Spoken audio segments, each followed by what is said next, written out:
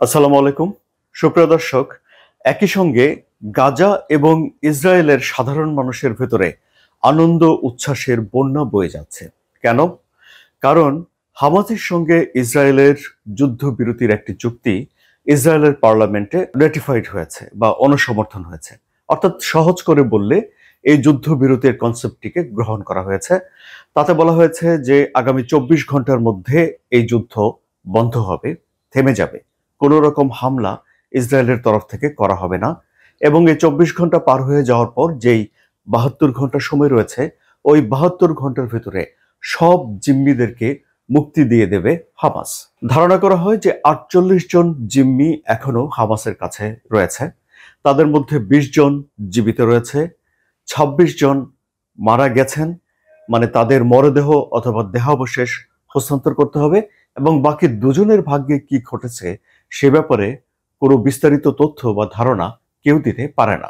এখন হামাস বলছে যে জীবিত যে ২০ জন রয়েছে তাদেরকে সহজেই দিয়ে দেওয়া যাবে, সময় কম লাগবে, কিন্তু যাদের মরদেহ হস্তান্তর করতে হবে তাদের জন্য কিছুটা সময় লাগতে পারে। জিম্মিদের ফেরত পাবে ইসরায়েলের মানুষরা, এই জন্য ইসরায়েলের মানুষরা খুশি, তারা আনন্দে ফেটে পড়ছে। এবং যাদেরকে জিম্মি করে রাখা হয়েছে তাদের আত্মীয় স্বজনরা ইসরায়েলে নিয়মিত একটা বিক্ষোভ করে আসছে সে দেশের প্রধানমন্ত্রী বেনিয়ামিন নেতানিয়াহুর বিরুদ্ধে, নেতানিয়াহুকে চাপ দেওয়ার জন্য যেন আলাপ আলোচনার মাধ্যমে যুদ্ধটি বন্ধ করে জিম্মিদেরকে ছাড়িয়ে নেওয়া হয়।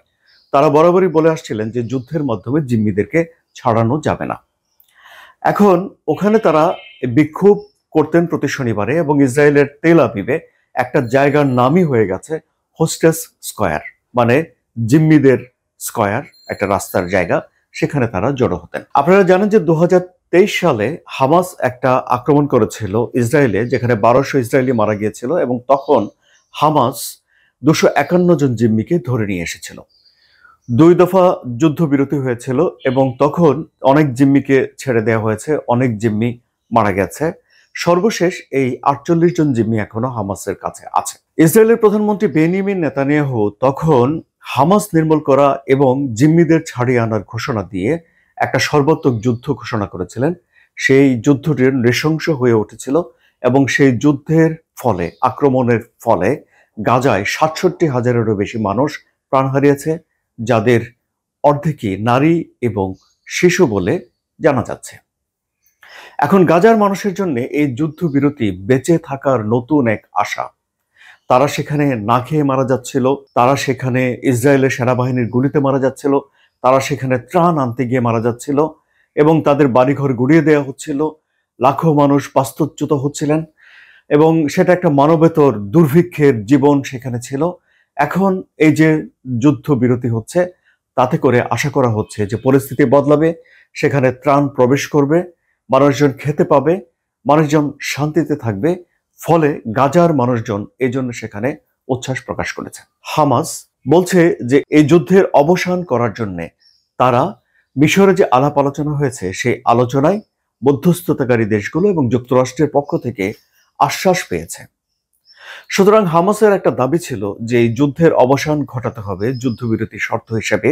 সেই হিসেবে হামাস তাদের শর্ত পূরণ করতে পেরেছে, তাদের অবস্থানে রয়েছে। এখন এটি ডোনাল্ড ট্রাম্প যে শান্তি পরিকল্পনা উপস্থাপন করেছেন সেই শান্তি পরিকল্পনার প্রথম ধাপ বাস্তবায়িত হলো যখন ইসরায়েল তাদের পার্লামেন্টে এই চুক্তিটি অনুসমর্থন করল।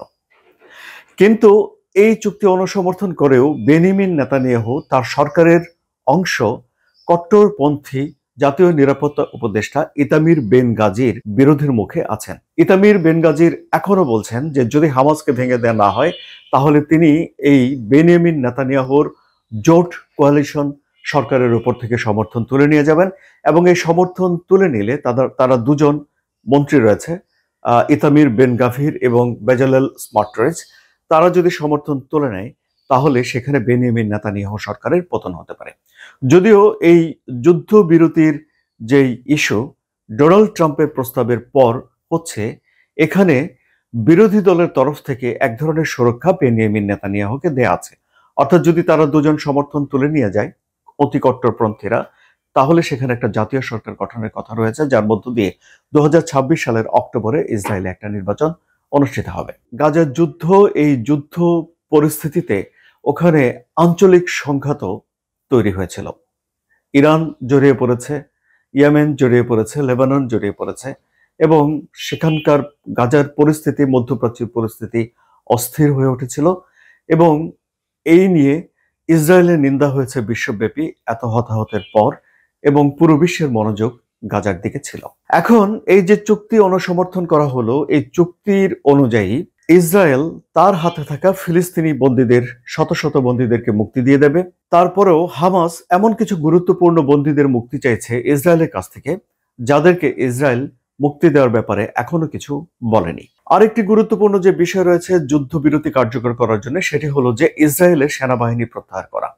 চুক্তিতে বলা হয়েছে যে ধাপে ধাপে ইসরায়েল তার সেনাবাহিনী গাজা থেকে সরিয়ে নিয়ে আসবে। সুতরাং আমরা দেখতে পাচ্ছি যে এখন এই যুদ্ধ স্থায়ীভাবে বন্ধ করে দেওয়ার জন্য একটা আশার আলো জেগে উঠেছে এবং শান্তির একটা বাতাস সেখানে বয়ে চলার একটা সম্ভাবনা তৈরি হয়েছে। মার্কিন প্রেসিডেন্ট ডোনাল্ড ট্রাম্প খুব খুশি, এমনকি তিনি রবিবারে মধ্যপ্রাচ্য সফর করবেন বলে এরই মধ্যে ঘোষণা দিয়ে রেখেছেন। এমনও হতে পারে যে মিশরে যে আলাপ আলোচনা হচ্ছে সেই সভাতে তিনি গিয়ে হাজির হয়ে যেতে পারেন।